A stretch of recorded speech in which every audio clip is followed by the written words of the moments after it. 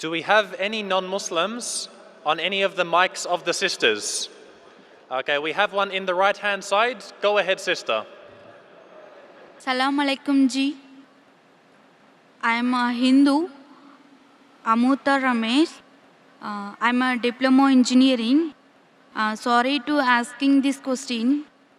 Hindu believes their religion, Muslim believes their religion, but when both are meeting, Hindu will not trying to convert in Hindu, but the Muslims, why do they are trying to convert in Muslims?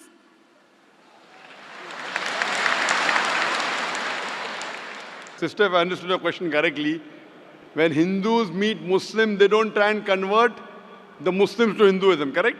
Yeah. But when the Muslims meet the Hindus, they try and convert the Hindus to Muslim, correct? Correct. Sister, it is like giving an example. There is a student who goes to school. Maybe he's in the 7th standard or 8th standard. There's another student who goes to postgraduate college. Postgraduate college. Maybe he's doing his master's.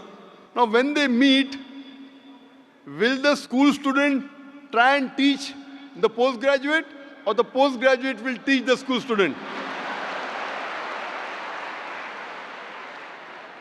Sister, Yes. will the school-going student teach the postgraduate student, or the postgraduate student will teach the school-going student?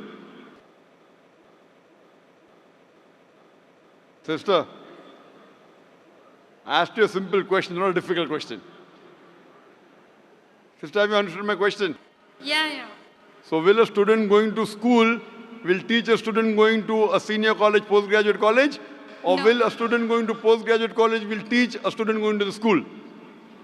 Post-graduated only. Correct. So in comparison, when the Muslims, what we believe, we are postgraduates. So when we meet our younger brother who are in school, it's our duty to share knowledge. We don't want to be selfish. I don't want to be selfish. You know, those who are selfish, the person should not be a graduate. You know, let him suffer. Let him be in school only. If he comes to college, postgraduate, he may take my job away. Those are selfish people. We, mashallah, we are selfless. It's our duty to spread the message of truth. So when we meet a non-Muslim, whether Hindu, whether Christian, whether Buddhist, we tell Ta'ala vila kalmitum sawa'im baina bainakum. Come to common terms, and we try and educate them. We don't want to degrade them. We try and educate them so that they can become a postgraduate, and both of us will get a good job. The good job is going to Jannah. So we don't alone want to go to Jannah. We want to take our brothers and sisters to Jannah. Sister, do you want to go to Jannah? Do you want to go to paradise? Jinnah. Do you want to go to paradise? No. Do you want to go to paradise, yes or no? I want to go to heaven only. Heaven, yes. Another name for heaven is paradise. There are some rules and regulations to go to heaven. As I mentioned in my earlier answer, according to the Hindu scriptures, according to the Quran, according to the Bible, if you want to go to heaven, you have to believe there is one God. You have to believe He has got no images, He has got no photograph, He has got no idols. Sister, do you believe in one God? Yeah, I believe Hindu only. You believe in Hindu God. Do you believe that God has got idols? No, God is not idol. So do you believe in idol worship? Idol version I am believing also. You believe in idol worship. Yes.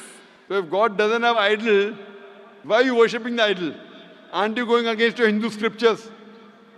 Your Hindu scripture says in Svetasvatara Upanishad, chapter 4, verse number 19, and Yajurveda, chapter 32, verse number 3, Na tasya pratima asti. Of that God, there is no image, there is no photograph, there is no painting, there is no statue, there is no sculpture, there is no idol. So do you want to follow your Hindu scriptures, or you don't want to follow your Hindu scriptures? No, I want to follow my culture only, Hindu only. Culture, not your religion. My religion is Hindu only, I want to follow. But your Hindu religion is based on Vedas. Have you read the Vedas, sister? No. Isn't your duty you have to read the Vedas? When will you read it? Tomorrow? Or tonight? I don't know. I will try. I request you, sister, read the Vedas tonight. No, but No, but why you can't read it at night? You can read at night, sister, no problem. Veda and Quran you can read day, you can read night, no problem. My request to you, sister, go home, go on the internet, type the references I gave. Yajurved chapter 32, verse number 3, Sweta Setara Upanishad chapter 4, verse number 19.